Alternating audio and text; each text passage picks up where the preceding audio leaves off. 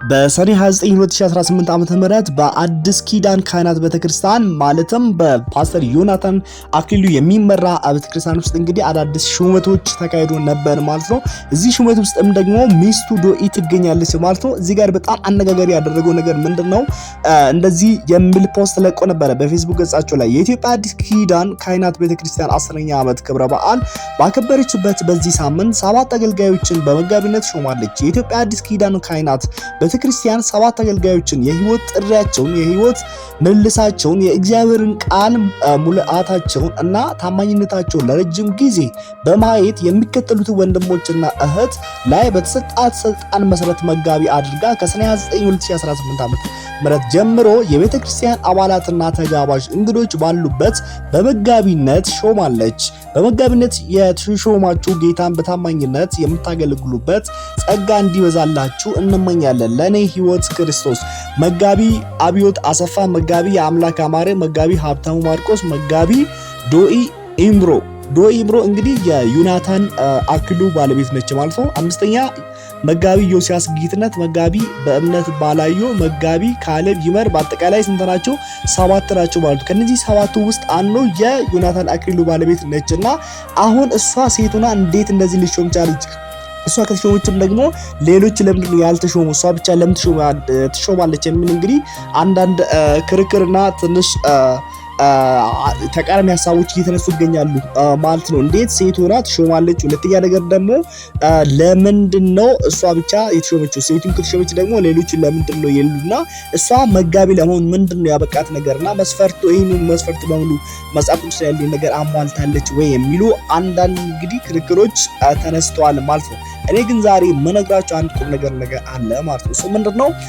እንደሚታወቀው እንግዲህ አዲስ ኪዳን ካህናት ቤተክርስቲያን ማለትም በፓስተር ዮናታን አክሊሉ የሚመራ ቤተክርስቲያን ከተመሰረተ 10ኛ ዓመቱን ይዟል። እንግዲህ እነዚህ ሹመቶችም ደግሞ የተካሄዱት 10ኛ ዓመት ክብረ በዓላቸውን ወይም ደግሞ አኒቨርሰሪያቸውን በማስመልከት ነበረ እነዚህ ሹመቶች የተካሄዱት። እዛ እንግዲህ እነ ፓስተር ጻድቁ አብዶ፣ ዘማሪ ፌቨን፣ ዘማሪ ይድነቃቸው፣ የኦሮምኛው ዘማሪ ጳውሎስ ተገኝ ብዙ እንግዶች ተገኝቶ ነበር። እንደዛውም ሌሎች አገልጋዮችም ከሌላ ቤተክርስቲያን ተጋባዥ እንግዳ ሆኖ እነ ሄኖክ ስንግሌ እንግዲህ እዛ ተገኝተዋል ማለት ነው። እጅግ በጣም ድንቅ ፕሮግራም ነበረ በአዲስ ኪዳን ካህናት ቤተክርስቲያን የተካሄደው ፕሮግራም ማለት ነው።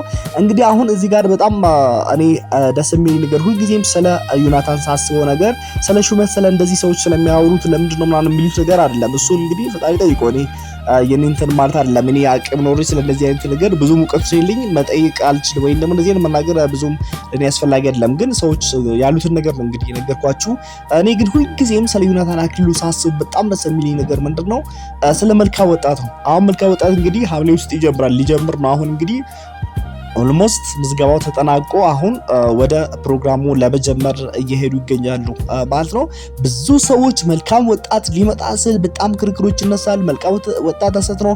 እንደዛም ደግሞ እዛ ሄዱ ተመልሶ ወደ ሌላ ሃይማኖት የተቀላቀሉ ለምሳሌ ከኦርቶዶክስ ሃይማኖት ወደ መልካም ወጣት ሄዱ ከዛ ተመልሶ ደግሞ እንደዛ አይነት ውሸት እነዚህ ነገሮች ይደረጋሉ የሚሉ ለገንዘብ ነው የሚሉ በጣም ብዙ ሰዎች አሉ። ነገር ግን ደግሞ በዛው ልክ እኔ እውነት ነው የምነግራችሁ ከ80% በላይ እዛ ሄዱ እየተቀየሩና ስቲል ለመጀመሪያ ጊዜ የተጀመረው 2011 ዓመት ነው ይመስለኛል። የዛሬ 7 ዓመት 8 ዓመት ይመስላል 2010 አይ ቲንክ የዛሬ 8 ዓመት አካባቢ ነበር የተጀመረውና ከዛን ጊዜ ጀምሮ አምኖ ተቀብሎ ድኖ እዛ ተለውጦ እስካሁን በጌታ ቤት ሆኖ እያገለገሉ ያሉ በጣም ብዙ ወንድሞችና እህቶች እኔ ፐርሰናሊ አውቃለሁ ማለት ነውና መልካም ወጣት ቀላል ነገር አይደለም። በመልካም ወጣት ብዙ ወጣቶች ተቀይሯል። እነዛ ወጣቶችም ደግሞ እንደዛ ከነሱ ጀርባ ያሉትን በጣም ብዙ ወጣቶች የሚመጣ ትውልድን እየሰሩ ይገኛሉና በመጽሐፍ ቅዱስ መሰረት ያነጹ ያሳደጉ ይገኛሉና አሁንም እኔ የምላችሁ ነገር ተራውን ጠብቃችሁ ወጣቶች ህይወት ግራ የገባችሁ ወዴት እንደምትሄዱ ኤቭሪቲንግ ያስጠላችሁ እንግዲህ ይሄም ምድራዊ ኑሮ ኤቭሪቲንግ አላፊ ነው የማያልፍ ነገር የለምና ሄዳችሁ ተማሩ በጣም ታተርፋላችሁ ነው። ሰዎች የሚሉት ገንዘብ ለማሰባሰብ ሀብታም ቢሆን ምን ችግር አለው? ሰዎች እኮ ሲጋራ እየሸጡ አደንዛዥ እጽ እየሸጡ ትውልድን ድራግ እየሸጡ ትውልድን እያበላሹ እየገደሉ ራሳቸው ሀብታም የሆኑ ሰዎች አሉ። ዮናታን አክሊሉ የራሳቸው ብዙ ትውልድን ያነጸ ትውልድን እየቀየረ ትውልድ ወደ መልካም ነገር ያመጣ ሀብታም ቢሆን ችግር አለ ቢጠቀም ራሱ ደግሞ ብዙ ወጪዎች አሉበት። ሰራተኞች አሉ፣ የቴሌቪዥን ስርጭት የሚከፈል የአየር ሰዓት አለ፣ ብዙ ክፍያ አለበት። በእርግጥ ፐርሰናሊ እሱ እንትን ቢሆንም የቬት መኪና ራሱ ቢይዝ ምን ችግር አለው? እሱ እኮ ጥሩ ነገር ሰርቶ ነው። ብዙ ሰዎች ስንት መጥፎ ነገር ሙስና፣ ሰውን ገለው፣ ስንት ነገር ሰውን አስገድሉ፣ ስንት ነገር መጥፎ ነገር አድርጉ፣ ስንት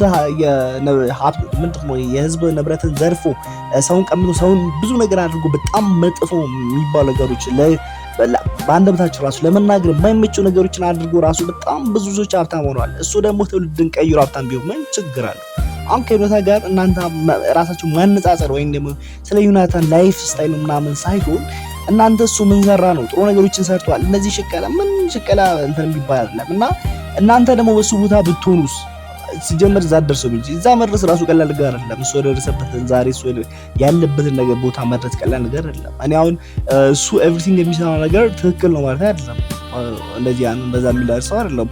ግን ደግሞ አሁን ጥሩ ነገሮች የሚሰራ ከሆነ መደገፍ ነው በቃ። እየተሰሩም ደግሞ እናያለን። ይሄ ምስክር ነው። እኛም ደግሞ እያየን ስለሆነ እና አንዳንድ ሰዎች እሱ መተቸት ቲክቶክ ላይ ምናምን ወጥቶ የሚተቹት ብዙ ነገር የሚያደርጉት እኮ ገቢ ለማግኘት ነው። እሱን ተችቶ ለምን እሱ ታዋቂ ስለሆነ ስለሱ ካወሩ ግን እነሱ ትክክል አትንሽን ስለሚያገኙ ማለት ነው። አብዛኞቹ አትንሽ ሲከር ናቸው። አትንሽ ለማግኘት ነው በሱ ሰው የሚነግዱት። ሌሎቹ ደግሞ ከቅናት የተነሳ ነው። ምክንያቱም ከጫት ቤት፣ ከጠላ ቤት፣ ከማይሆን ቦታ ሰብስቦ እዛ ያስገባቸው ድሮ ሃይማኖቱ እንትናቸው ያላስታውሱ አሁን የምን ልጅ ነው እሱ ምናምን የኦርቶዶክስ ልጅ ነው እንትን ልጅ ነው እሱ የመብራት ልጅ ህይወታቸው ላይ ያለወጣቸው ከዚህ በፊት ምንም ያላረገላቸው ሃይማኖት አሁን ነው ሃይማኖታቸው ትዘም ይላቸው ልጆቹ እዛ ከሄዱ በኋላ እና እኔ ትንሽ ኢሞሽናል ያለውና ቅርታ ያልኩኝ ብቻ መልካም ወጣት ሁላችሁም እንድትገኙበት። መልካም ወጣት አሁን እንግዲህ ዘንድሮ ሊጀምር ነው። በነገራችን ላይ እኔ እንደዚህ ሳወራ ይረተረክሉ እኔ ምንም አያውቅኝም፣ የትም አያውቅኝም። እኔ እንደዚህ ስላችሁ ምንድነው ከልቤ ፕሮግራም ስለሚወድ ነው። መልካም ወጣት ከመጀመሪያው ጀምሮ እኔም ያንግ ነበርኩ ያኔ 18 17 ዓመት ነው እሱ በሚጀምርበት ታይም አሁን 25 ወይ 26 ሄድኩኝና እነዚህ ዓመታት በሙሉ ዩቲዩብ ላይ ይከታተል ነበር። የልጆች ምስክር እያንዳንዶቻችን እናያለንና ቲክቶክ ምን ላይ ሶሻል ሚዲያ ላይ እንደውም ሶሻል ሚዲያ ላይ የማይን መጥፎ ነገር እያየን ጊዜያችን ከምናባክር የነሱን ምስክርነት ብናይ ራሱ በጣም ተሻለ ነው ያስባለሁ። አንዳንድ ነገሮች ከዛ ጀርባ የሚሰሩ ከካሜራ ጀርባ ብዙ መጥፎ ነገር አለ።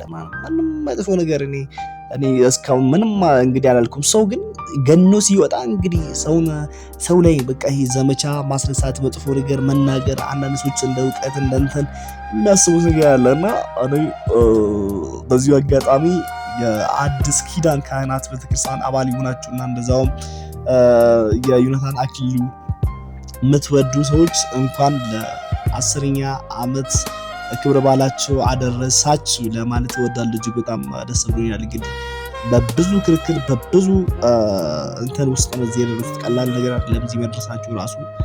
አሁንም ደግሞ ከጤናና ረጅም እድሜ ጋር እግዚአብሔር አሁንም ያኖር፣ ለትውልድ አሁንም ያብቃ፣ ለትውልድ አሁንም እግዚአብሔር ይስራክ ይጠቀም ለማለት ፈልጋለሁ። አገልጋይ ዮናታን አክሊሉና እንደዛውም ሙሉ ቤተሰቡ ማለት ነው። እስካሁን ስለተከታተላችሁ እጅግ በጣም አመሰግናለሁ። ወዳችኋለሁ። ሰላም ሁኑልኝ።